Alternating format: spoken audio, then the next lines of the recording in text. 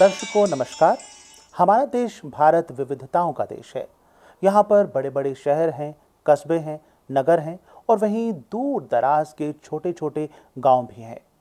एक आंकड़े के मुताबिक भारत में 6-6.5 लाख के करीब गांव हैं और गांव की अगर हम बात करते हैं तो देश की तरक्की भी इन्हीं गांव पर निर्भर करती है, क्योंकि देश की 65 से लेकर 68% तक की आबादी जो है वो गांव में रहती है। तो जब तक गांव का विकास नहीं होगा, वहां की तरक्की नहीं होगी, देश की तरक्की नामुमकिन है। इसी बात को ध्यान में रखते हुए 12 जुलाई 1982 में नाबार्ड की स्थापना की गई। ये नाबार्ड क्या है, किस तरह से ये काम करता है, इसके लिए आज हमारे साथ मौजूद हैं नाबार्ड के जम्मू, कश्मीर और लद्दाख के chief general manager R.K. Srivastava. Srivastava साहब, आपका प्रोग्राम में स्वागत है। धन्यवाद, बहुत बहुत धन्यवाद आपका। तो सबसे पहले मैं आपसे जानना चाहूँगा कि हमारे दर्शकों के लिए आप बताइए कि नाबार्ड किस तरह ये काम करता है, किस तरह ये योगदान देता है गांव की तरक्की में। बहुत ही अच्छा सवाल है। नाबार्ड 1982 में बना और तब से लगातार कृषि और ग्रामीण विकास के लिए कार्यरत है।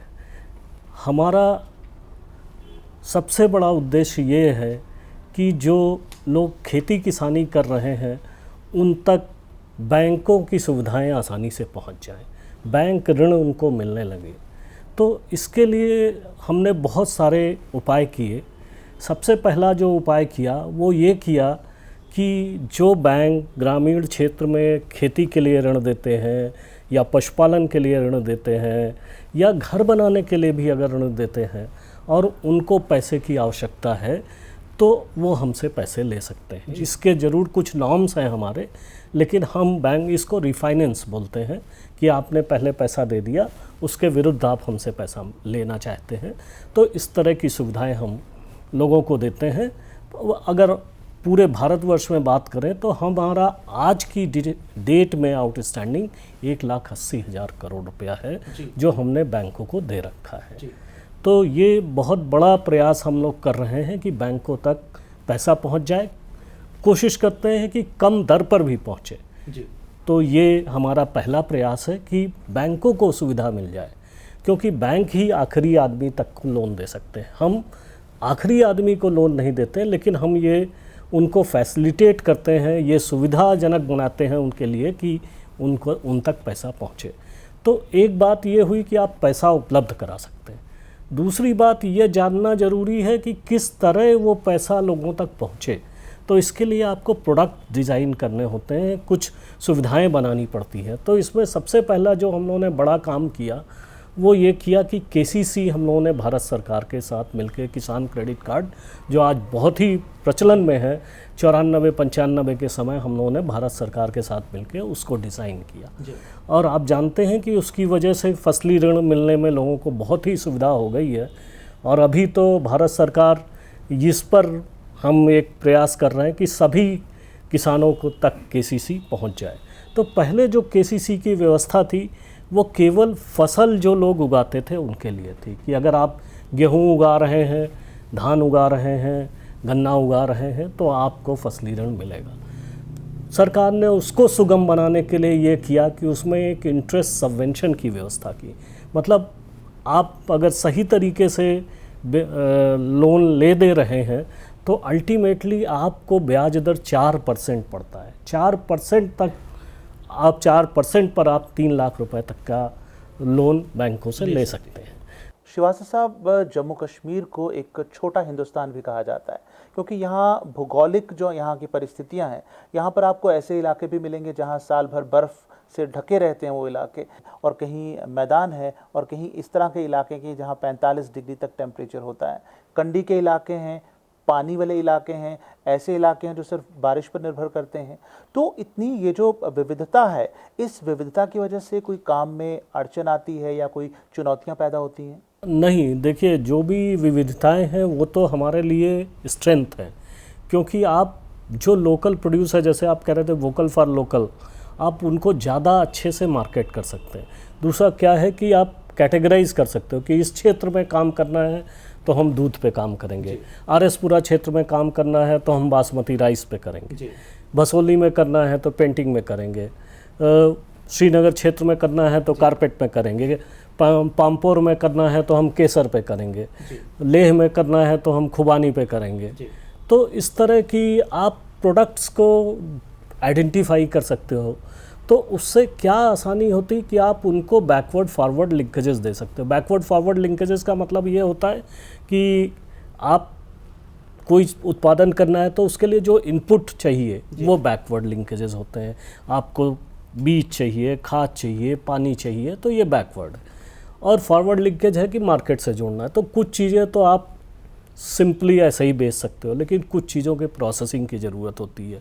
तो प्रोसेसिंग आप अगर कम उत्पादन है तो नहीं कर पाएंगे, तो वो प्रोसेसिंग की, ट्रेनिंग की, इस तरह की चीज़ें हम लोग कर सकते हैं। जैसे दूध में आप जानते हो कि दूध बगैर प्रोसेस किए अगर आपको ज़्यादा दाम चाहिए तो एक ये है कि दूध सीधा आप बाज़ार में बेच दें, दूसरा ये है कि दूध का घी बना के बेच दे, और ऊपर चले जाएं तो दूध का स्किम्ड मिल्क बना के बेचे तो उसके और भी ज़्यादा दाम मिलेंगे।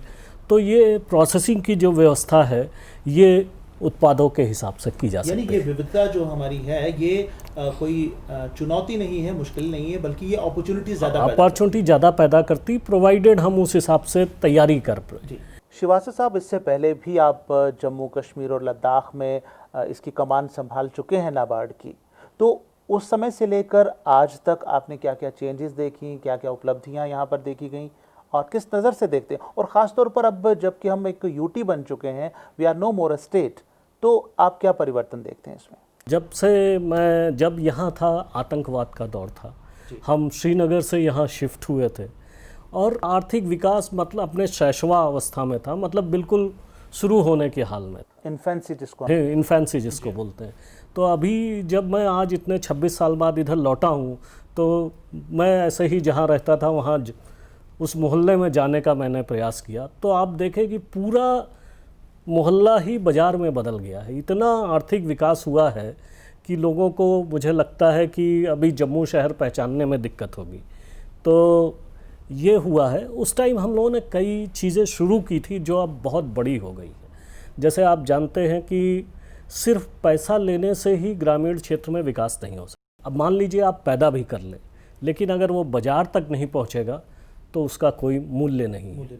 तो हम लोगों ने 1995, 96 या 94, 95 में भारत सरकार ने एक RIDF की योजना शुरू की और उसमें राज्य सरकारों को हम लोगों ने लोन देना शुरू किया। वो लोन इसलिए था कि आप ग्रामीण क्षेत्र में सड़कें, पुल, हॉस्पिटल, पानी की व्यवस्था ये सब कीजिए। तो तब से लेके आज तक हम लोग 6,300 करोड़ रुपया राज्य सरकार को स्वीकृत कर चुके हैं, जिसके कारण राज्य में 15,000 किलोमीटर की सड़कें, करीब 12 लाख लोगों को पीने का पानी, 80 पशु चिकित्सालय, 1400 स्कूल के कमरे, ये सब चीज़ें बनी हैं और ये परियोजनाएं चल रही हैं। तो ये जिस तरह का हमारा और राज्य सरकार का सहयोग चल रहा है, हमारी आधारभूत संरचना मजबूत हुई है और जिसके कारण आप देखोगे कि लोगों को ज़्यादा दाम मिलने लगे हैं। जो ग्राहक है वो, उसके लिए ये सुगम हो गया है कि वो अपने पहचान की वस्तुएं खरीद सके। तो ये हम लोगों का पहला प्रयास था जो बहुत ही फलीभूत हुआ, बहुत ही सफल हुआ है। पूरे इंडिया में हुआ है, यहाँ भी हुआ है। इस बार जहाँ तक आप करते हैं यूटी बनने के बाद है, यूटी बनने के बाद हमने 450 करोड़ रुपए का प्रावधान जम्मू क्षेत्र के लिए किया है, जम्मू कश्मीर क्षेत्र के लिए, और 50 करोड़ का प्रावधान लद्दाख क्षेत्र के लिए भी किया है। तो अब यूटी बनने के बाद ज़्यादा फोकस देने की बात हो रही है। राज्य जो यूटी की सरकारें हैं वो भी ज़्यादा प्रतिबद्ध दिखती हैं कि हम किस तरह से लोगों का विकास कर सके। तो हम लोग इस पे बिल्कुल काम करेंगे। ये हम लोगों का दूसरी बड़ी बात जो हम लोगों ने आपको याद होगा कि पहले बैंकों तक सिर्फ अमीर लोगों की पहुंच थी जी।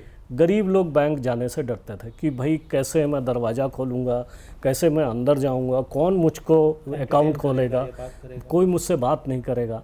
तो और उसका परिणाम क्या हो रहा था कि उन्हें महाजनों से ऋण लेना पड़ता था और वो गरीबी के दुष्चक्र में फंस के रह जाते थे। तो इसलिए एक अवधारणा ही 1992 में, जिसे स्वयं सहायता समूह कहते हैं, आप जानते हैं कि सब लोग अभी स्वयं सहायता समूह की बात पूरे क्षेत्र में हो रही है। तो जब शुरुआत हुई थी, आज के डेट में 70,000 स्वयं सहायता समूह जम्मू कश्मीर राज्य में थे और उसमें से 37,000 समूहों को बैंकों ने लोन भी दिया था।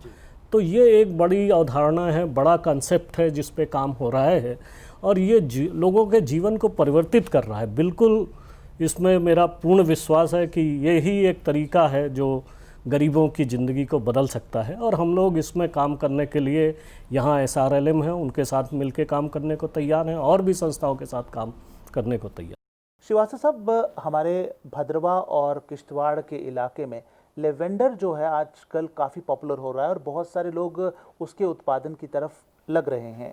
क्या उसके लिए नाबार्ड ने कुछ किया है या ऐसे प्रावधान रखे हैं कि लेवेंडर के उत्पादन के लिए? नाबार्ड अभी तक इसमें नाबार्ड ने सिर्फ ये प्रयास किया है कि लोग इकट्ठा हो जाएं, एक साथ हो जाएं, जिससे उनका प्रोड्यूस बढ़ जाए। तो हम उनके साथ, तो अभी हम लोग उनकी ट्रेनिंग की व्यवस्था करने की सोच रहे हैं कि लेवेंडर की घास की ट्रेनिंग करी जाए और उसको प्रोसेसिंग, क्योंकि आप जानते हैं लेवेंडर की प्रोसेसिंग बहुत इम्पॉर्टेंट है, तो उसमें भी हम लोग यहाँ जो जम्मू में एग्रीकल्चर यूनिवर्सिटी है उसके साथ मिलकर काम करना चाहें। कोविड-19 का जिस तरह से हर एक पे असर पड़ा है, तो क्या नाबार्ड के कामों या गतिविधियों या उसकी स्कीमों को आगे बढ़ाने पर भी कोई असर पड़ा? ये आप इस तरह से देखें कि हालांकि हर क्षेत्र में कोविड का इम्पैक्ट आया है, लेकिन खेती के क्षेत्र में कोविड का इम्पैक्ट नहीं आया। आप देखेंगे कि खेती की ग्रोथ रेट हमारी सबसे अच्छी है, सर्विस सेक्टर से अच्छी है, इंडस्ट्रीज से अच्छी है। तो खेती और रूरल एरिया ही एक ऐसा है जो अभी हमें ये मजबूती दे रहा है कि हम जल्दी इस पिछाड़ से जो निपट सकते हैं। थोड़ा फ़र्क ज़रूर पड़ा है क्योंकि हम लोगों का आना जाना रिस्ट्रिक्ट हुआ है, तो जो हम फिज़िकली मीटिंग्स कर सकते थे, लोगों को जो बातें एक्सप्लेन कर सकते थे, वो हमें डिजिटल फॉर्म में करना पड़ रहा है। इतना ही इम्पैक्ट हुआ है, बाकी हमारे कार्य यथावत चल रहे हैं, उसमें कोई ऐसी हमें व्यवधान नहीं दिख रहा है। श्रीवास्तव साहब, नाबार्ड का जो मूल लक्ष्य है वो यही है कि जो हमारी ग्रामीण अर्थव्यवस्था है उसको मजबूती देना, गांव के लोगों को सशक्त बनाना, आत्मनिर्भर बनाना। आखिर में मेरा सवाल आपसे यही है कि आप हमारे दर्शकों को, जो हमारा ये प्रोग्राम देख रहे हैं, उनको क्या कहना चाहते हैं, ख़ासतौर पर वो जो कि ग्रामीण क्षेत्रों से ताल्लुक़ रखते हैं? मैं आपके सभी दर्शकों को यही कहना चाहता हूँ कि नाबार्ड पहले भी ग्रामीण समृद्धि के लिए प्रतिबद्ध था, आज भी है और आगे भी रहेगा। हम राज्य सरकार के साथ मिलकर, बैंकों के साथ मिलकर, जम्मू यूनिवर्सिटी, श्रीनगर यूनिवर्सिटी के साथ मिलकर और अन्य स्वयंसेवी संस्थाओं के साथ मिलकर राज्य में कृषि और ग्रामीण क्षेत्र में जो भी समस्याएं हैं उनको हल करने के लिए प्रयास करेंगे और करते रहेंगे और कोविड के समय में अपनी पूरी दुगनी शक्ति के साथ ये प्रयास करेंगे। अगर उनको कोई ऐसी जानकारी चाहिए तो वो जिला में हमारे विकास प्रबंधक हैं, उनसे बातचीत कर सकते हैं। हम लोग हमेशा उपलब्ध हैं। श्रीवास्तव साहब, आपने अपना कीमती वक्त हमारे लिए निकाला, हमारे दर्शकों के लिए निकाला और ढेर सारी जानकारी उन्हें दी, इसके लिए आपका बहुत बहुत शुक्रिया। आपका बहुत बहुत धन्यवाद कि आपने हमें आमंत्रित किया। पुनः आपसे मिलने की कामना। धन्यवाद।